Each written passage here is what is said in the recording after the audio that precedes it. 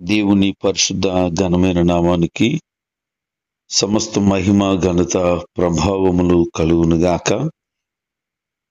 నేటి వాక్య ధ్యానం కొరకు సామెతల గ్రంథం 27వ అధ్యాయం. మనిషి జీవితంలో ప్రతినిత్యము అనేక సందర్భాలు తారసపడతా ఉంటాయి. ఆ ప్రతి సందర్భాన్ని మనము జ్ఞానయుక్తముగా నడిపించుకోగలిగినప్పుడు, ప్రవర్తించగలిగినప్పుడు మన జీవితం 10 మందికి ఒక మాదిరికరంగాను ఆదర్శవంతంగాను ఉంటుంది. ఎదుటివారిని మనం వేలు పెట్టి చూపించేదానికి బదులుగా మరొకరు మన గురించి వేలు పెట్టి చూపించి మంచి అనేది చెప్పగలిగితే మన జీవితం ఎంతో ధన్యకరమైనది. ఎదుటివానిలో ఉన్న లోపాలను మనము చూసేదానికంటే ఎదుటి వ్యక్తిలో మంచితనాన్ని మనం చూడడం, అది మనకు ఘనతను గొప్పతనాన్ని కలుగు చేస్తుంది. కాబట్టి ప్రతిరోజు అందించబడుతున్న ఈ దైవ సందేశ సారాంశాన్ని గ్రహించగలిగితే మన కొరకు ఇతరులు గొప్పగా చెప్పుకునేలాగా ఉంటాము తప్ప 10 మందిలోనూ తలదించుకునే స్థితి ఎన్నటికీ రాదు. రేపటి దినం గురించి చాలా మంది గొప్పలు చెప్పేవాళ్ళు ఉంటారు. అదే చెప్తున్నాడు, రేపటి దినం గురించి అతిశయపడవద్దు అని. రేపటి దినం గురించి గొప్పలు చెప్పుకోవద్దు. నేను రేపొద్దున ఉద్యోగం చేస్తాను, రేపొద్దున పెద్ద మేడ కడతాను, రేపొద్దున ఇలా చేస్తాను, అలా చేస్తానని బడాయిలు చెప్పొద్దు. రేపొద్దున నా యొక్క లెవెలు మామూలుగా ఉండదనే మాట చెప్పొద్దు. ఆధ్యాత్మికంగా ఎదిగిన వ్యక్తివైతే భక్తి విషయంలో ప్రభు యొక్క సహాయం, ప్రభు యొక్క చిత్తాన్ని బట్టి ఎలాంటి కార్యాలు నేను చూస్తాను అని ఆత్మ సంబంధమైన విషయాల కొరకై మాట్లాడవచ్చు. కానీ శారీరక సంబంధమైన విషయాల నిమిత్తమై ఎట్టి పరిస్థితుల్లోనూ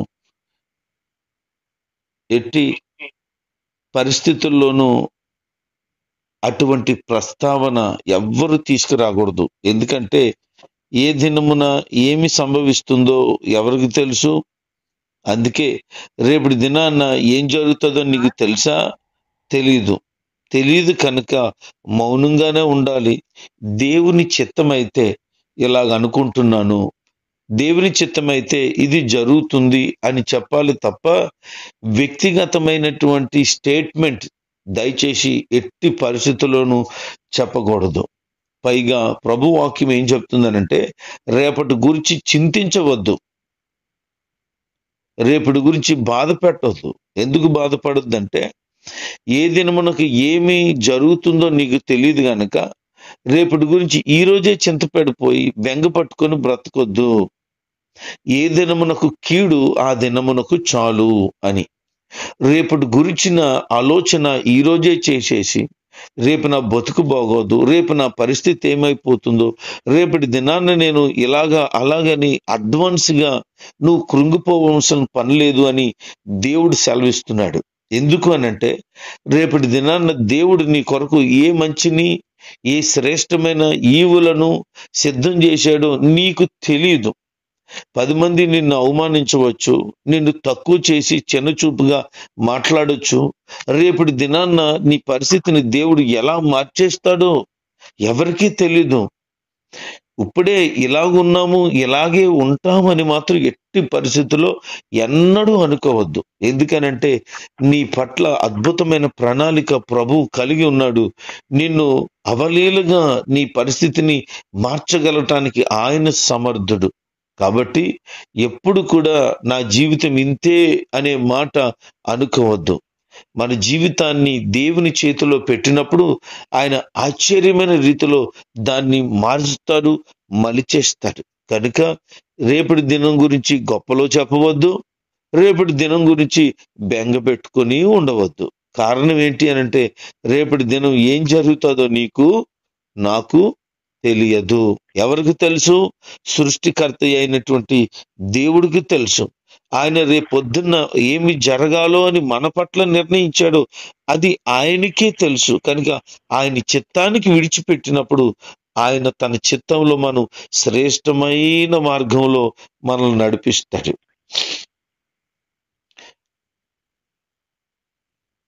మరొక మాట చెప్తున్నారు, నిన్ను నీవు పొగుడుకోవద్దు అని. చాలా మందికి ఇతరులు పొగడడం తెలీదు, ఇతరులు పొగడరు. వీళ్ళు అనుకుంటారు, నా గురించి ఎవరో చెప్పడం ఎందుకు, నా గురించి నేనే డప్పేసుకుంటే బాగుంటుంది అనుకుంటారు.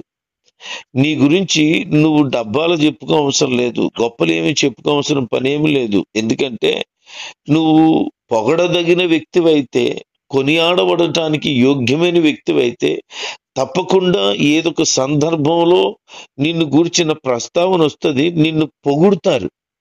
కొద్దిమంది ఎలా ఉంటారంటే, నన్ను పొగడాలి వీళ్ళు, నన్ను ఏదో విధంగా నువ్వు గొప్ప అని చెప్పాలి అని తాపత్రయపడుతుంటారు.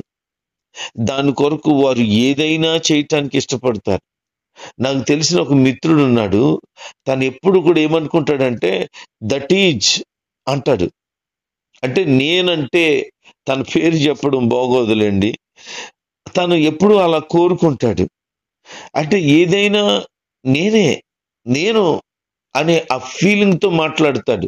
నేను ఇలా అక్కడ చేశాను, నేను ఇక్కడ ఇలా చేశాను అంటాడు. ఎప్పుడైనా కూర్చొని మాట్లాడే సందర్భం వస్తే ఇన్ని రోజులు బట్టి కలుసుకొని మాట్లాడలేని ఆ గ్యాప్లో ఎంత ఎన్నెన్ని జరిగాయో, ఏమేమి చేశాడో అవన్నీ చెప్తాడు.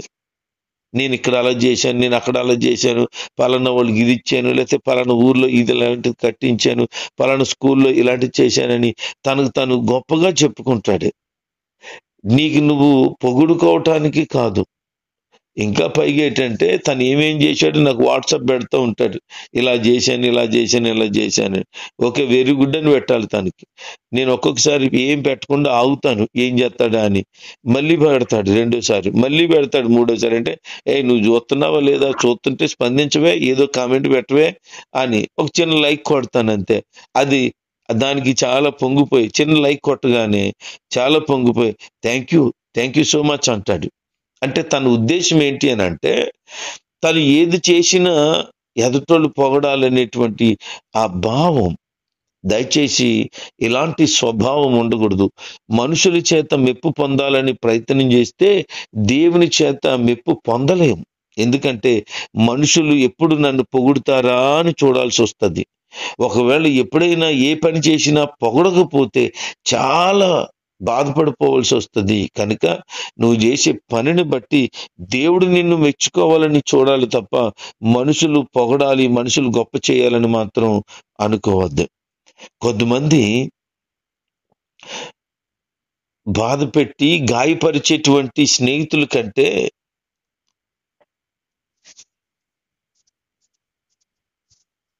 ముద్దులు పెట్టేవారిని ఎక్కువ ప్రేమిస్తారు,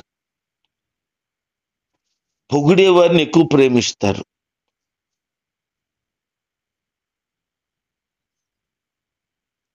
శత్రువు పెట్టేటువంటి ముద్దుల కంటే స్నేహితుడు చేసే గాయాలు గొప్పవండి.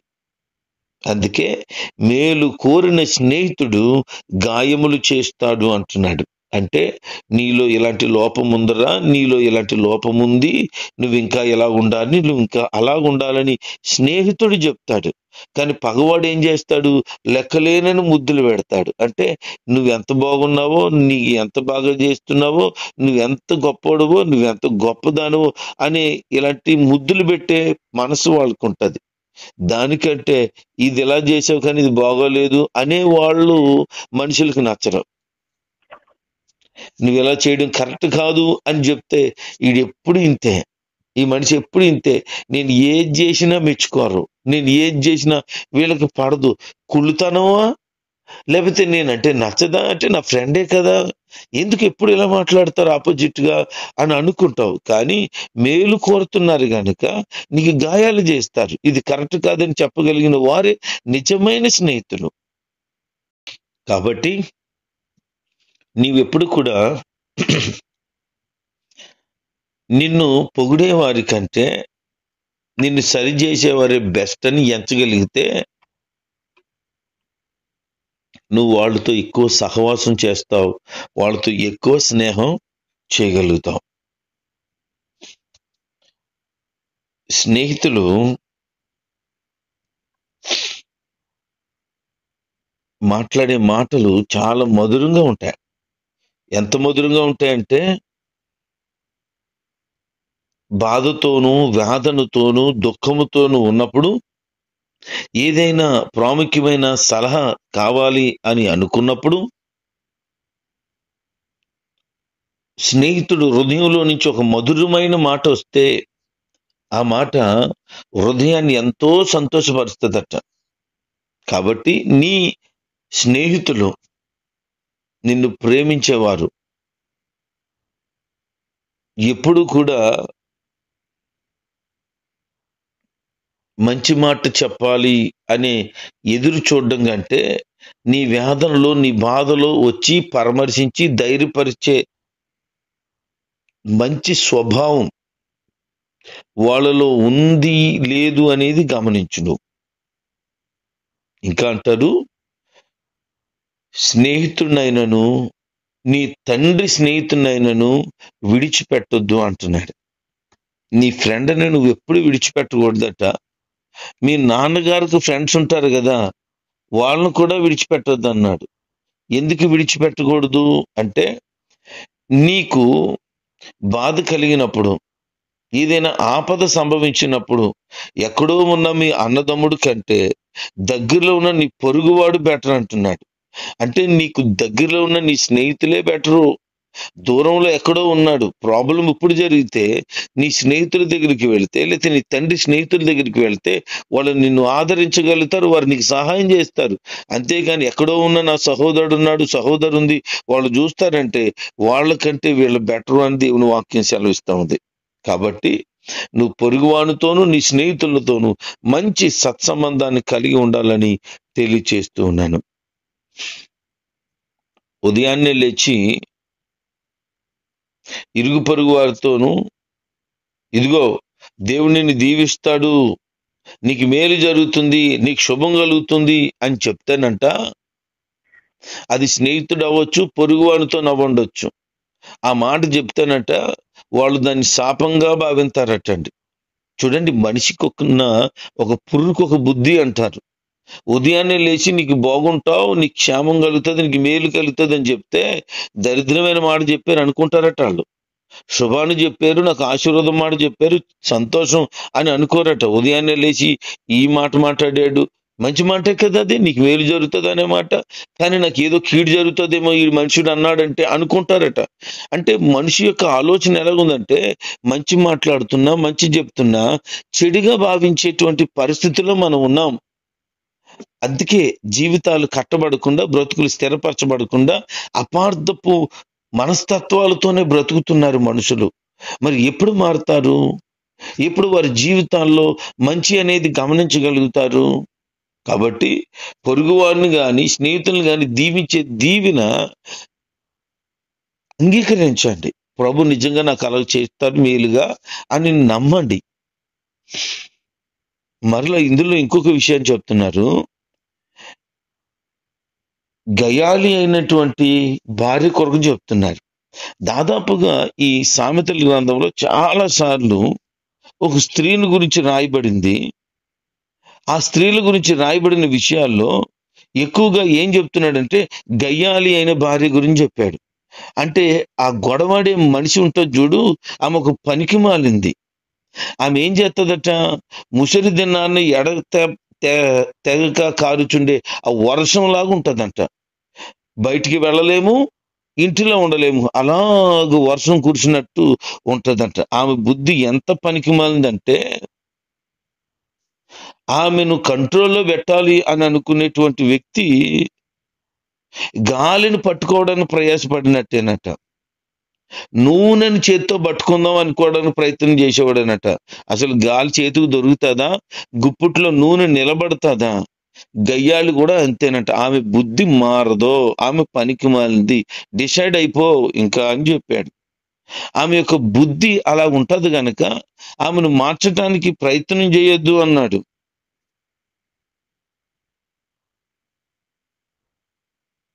మరి ఎలాగ మరి ఆవిడ జీవితం ఇంకంతే. ఇక ఆమె బ్రతుకు ఎప్పుడు కూడా ఎలా ఉంటుందంటే, ప్రతి దాన్ని బట్టి గొడవాడుతూ మనశ్శాంతి లేకుండా జీవించడమే ఆమె పని. కాబట్టి ఇలాంటి వాళ్ళతో జాగ్రత్తగా బ్రతకాలి. ఒకసారి ఇలాంటి వ్యక్తికి జత అయితే ఇంక బ్రతుకంతా అలాగే ఆడాల్సి వస్తుంది. చాలా బాధాకరమైన పరిస్థితి. కాబట్టి ఆమె మారాలనేది దేవుడే ఆమెను మార్చాలి.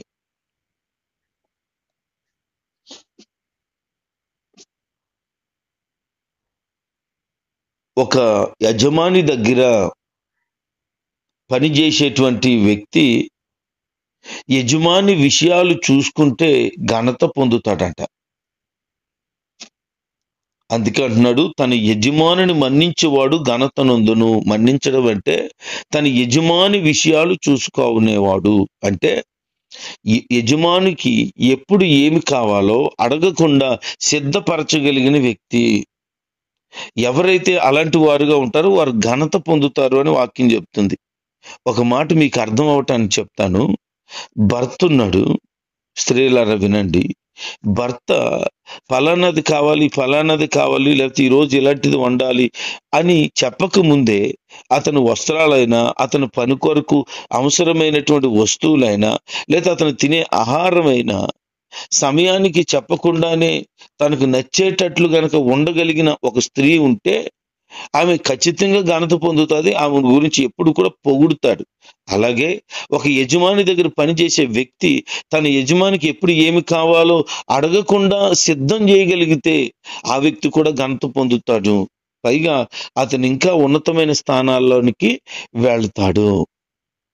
కాబట్టి నువ్వు ఎప్పుడైనా ఎక్కడైనా పనిచేస్తే నీ యజమాని యొక్క మన్నన పొందేటట్లుగా, యజమాని నిన్ను మెచ్చుకుంటాడన్నట్లు కాదు, కానీ యజమాని దగ్గర నేను బాధ్యత కలిగిన వ్యక్తిగా ఉన్నాను అని నీ నీ తృప్తి కొరకు అట్టి పని చేయగలిగితే తప్పకుండా నిన్ను ఘనత కలిగిన వ్యక్తిగా చూడగలుగుతాం. నరుల హృదయానికి ఎంత చేసినా ఎంత ఇచ్చినా తృప్తి ఉండదటండి. ఎలాగూ పాతాళము ఎలాగైతే తృప్తి పొందదో, అగాధ కోపం అనగా గొయ్య ఎలాగైతే తృప్తి పొందదో, అలాగే నరుల దృష్టి కూడా తృప్తి కాదట. ఎంత తిన్నా ఇంకా తినాలి, ఎంత తాగినా తాగాలి, ఎంత ధరించుకున్నా ఇంకా ధరించుకోవాలి, ఎంత గొప్ప నిర్మాణం కలిగి ఉన్నా ఇంకా కలిగి ఉండాలని అలాగూ తృప్తి కాకుండానే బ్రతుకుతారట. కానీ దేవుని వాక్యం ఏం చెప్తుందంటే, దేవుని యందు భయము భక్తి కలిగిన వారు కలిగిన వాటితో తృప్తి కలిగి ఉంటారు. ప్రభు ఏ జీవితాన్ని, ఏ పరిస్థితిని నీకు అనుగ్రహించారో వాటిని బట్టి నువ్వేం చేయాలంటే ఎప్పుడు తృప్తి కలిగి ఉండటానికి ప్రయత్నం చేయాలి. కొద్దిమంది కాదు, చాలా మందే ఎంతున్నా, ఎంత తింటున్నా, ఎంత బతుకుతున్నా ఇంకా లేదు, ఇంకా లేదు, ఇంకా లేదు అంటారు. మరి ఇంకెక్కడి నుంచి వచ్చేస్తుంది నీకు? నువ్వు తృప్తి పడకపోతే చచ్చే వరకు నీ జీవితంలో తృప్తి ఉండదు. కలిగిన వాటితో తృప్తి పడడం నేర్చుకుంటే గంజన్నం తిన్నా సరే తృప్తిగా ఉంటది. నేల మీద సాపేసుకొని పడుకున్నా చాలా హ్యాపీగా ఉంటావు. అలాగున ఏదైతే కలిగి ఉన్నదో కలిగిన వాటితో తృప్తి పడగలిగిన వాడే ఒక నిజమైన క్రైస్తవుడు, క్రైస్తవురాలు. కనుక ప్రియ దేవుని బిడ్డలారా, నీ జీవితంలో నువ్వేమైతే కలిగి ఉన్నావో వాటిని బట్టి తృప్తి పడడం నేర్చుకో. మనిషి తన జీవితంలో గొప్పతనాలు కలిగినప్పుడు, పేరు ప్రతిష్టతలు కలిగినప్పుడు అతని సంగతి ఏంటో తెలిసిపోతుంది. అతనికి ఏ రకమైనటువంటి స్వభావం ఉందో అర్థమైపోతుంది.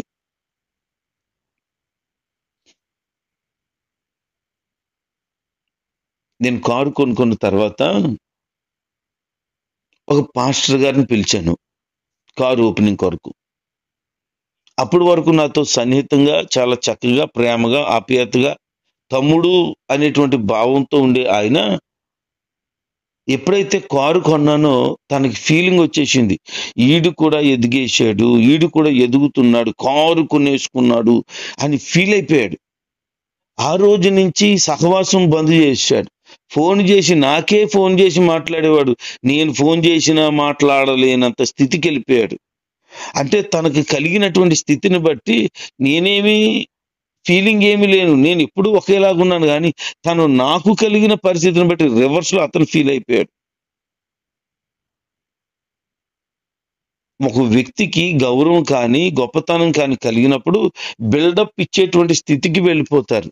అలాగూ మనం ఎప్పుడూ ఉండొద్దు. అలా ఎప్పుడూ ఉండొద్దు. నువ్వు ఎప్పుడైతే అలాగున్నావో జనాలు పసిగడతారు. ఎన్నాళ్ళలాగా లేడు, ఎన్నాళ్ళలాగే మనిషి లేదు, ఆ కొనుక్కున్న తర్వాత మారిపోయాడు, లేకపోతే కట్టుకున్న తర్వాత మారిపోయాడు, లేకపోతే ఈ పరిస్థితిలో ఎదిగిన తర్వాత మారిపోయాడని ఎదుటి వాళ్ళు నిన్ను పాయింట్అవుట్ చేసి మాట్లాడతారు. కనుక అలాగే ఎప్పుడూ నువ్వు ఉండొద్దు. మూర్ఖుడు తన ప్రవర్తన ఎంత దారుణంగా ఉంచుకుంటాడనంటే, రోట్లో వేసి దంచినటువంటి గోధుమలైనా సరే అయితే తప్ప, మూర్ఖుడు మాత్రం వాడికి పట్టిన మూర్ఖత్వాన్ని వదులుకోలేడంట. అంటే ఎంత దారుణంగా ఉంటాడో అర్థం చేసుకోండి. మూర్ఖత్వం ఎవరికైతే ఉందో వారికి ఆ మూర్ఖత్వం పోదంట, ఇంకా ఆ బుద్ధి అలాగే ఉండిపోద్దట. ఒకవేళ నువ్వు మూర్ఖత్వం కలిగి ఉంటే ఈ రోజు నుంచి మారు మనసు పొందు. చివరిగా, ధనము శాశ్వతము కాదు, గౌరవం, ప్రతిష్టతలు, కిరీటాలు, బంగారం శాశ్వతము కాదు అని చెప్తున్నాడు. చాలా మంది ధనాన్ని సంపాదించి ఇది శాశ్వతం అనుకొని విర్రవీగుతూ ఉన్నారు. నీకు ఏదైతే కలిగి ఉందో దాన్ని బట్టి ఎప్పుడూ గర్వపడకు. ఎందుకో తెలుసా, అది శాశ్వతము కాదు. ఈ రోజున నీ స్థితి ఇలాగుండొచ్చు, రేపు మారిపోవచ్చు. అందుకే లోకంలో సామెతుంది, ఓడలు బళ్ళైపోతాయి, బళ్ళు ఓడలైపోతాయి. అంటే పరిస్థితులన్నీ మారిపోవచ్చు. అందుకే నువ్వు ఏది శాశ్వతమని భావిస్తావో అది నీది కాకపోవచ్చు. నీకనేది ఏది ఉంది, నీదనేది ఏది ఉంది. అందుకే నువ్వు ధనాన్ని బట్టి కానీ నీకున్న కలిగి ఉన్న దేనిని బట్టి కానీ ఎన్నడూ ఎప్పుడు గర్వపడకు. కిరీటం కూడా ఈ రోజు వచ్చింది, నెక్స్ట్ ఇయర్ ఇంకొకరికి వస్తుంది. బహుమతి ఈ రోజు పొందుకున్నావు, మరలా ఇంకొకరు అది పొందుకోవచ్చు. ఈ రోజు గిన్నీస్ రికార్డే కొట్టుండొచ్చు, దానికి మించి ఇంకొకడు ఆ రికార్డ్ బద్దలు చేయొచ్చు. నిన్ను మించిన పరిస్థితులే ఎదుటివారు కలిగి ఉండవచ్చు. కాబట్టి ఏది శాశ్వతము కాదు అని, క్రీస్తు ప్రేమ శాశ్వతం అని దేవుని ప్రేమలో సాగిపోగలిగితే నువ్వు ఇతరులకి ఎప్పుడు మాదిరికరంగా దీవెనకరంగా ఉంటావు. అలా ఉండి దైవ దీవెనలు, దైవ ప్రసన్నత పొందాలని దేవుని సేవకుడిగా తెలియచేస్తూ, రేపటి దినం గురించి గొప్పలో చెప్పొద్దు, రేపటి దినం గురించి బెంగ పెట్టుకోవద్దు. నీ పొరుగువానితో ఎలాగుండాలో, నీ భార్యతో ఎలాగుండాలో, యజమాని దగ్గర ఎలాగుండాలో, నీ హృదయంలో కలిగి ఉన్న వాటిని బట్టి ఎలాగ తృప్తి కలిగి బ్రతకాలో, మూర్ఖుడి యొక్క జీవితం ఎలాగుందో, ధనం ఏం చేస్తుందో చివరికి నిన్ను అనేది గ్రహించుకొని నీ జీవితాన్ని నడిపించుకోగలిగితే ఖచ్చితంగా ఎప్పుడు కూడా ఒకేలాగుంటావు. దేవుని ప్రేమను పంచుతావు, ఆయనకి మహిమార్థంగా బ్రతుకుతావు. అటు కృప భాగ్యం ఈ వాక్యం విన్న వారందరికీ నీ దేవుడు దయచేయునుగాక. ఆమేన్.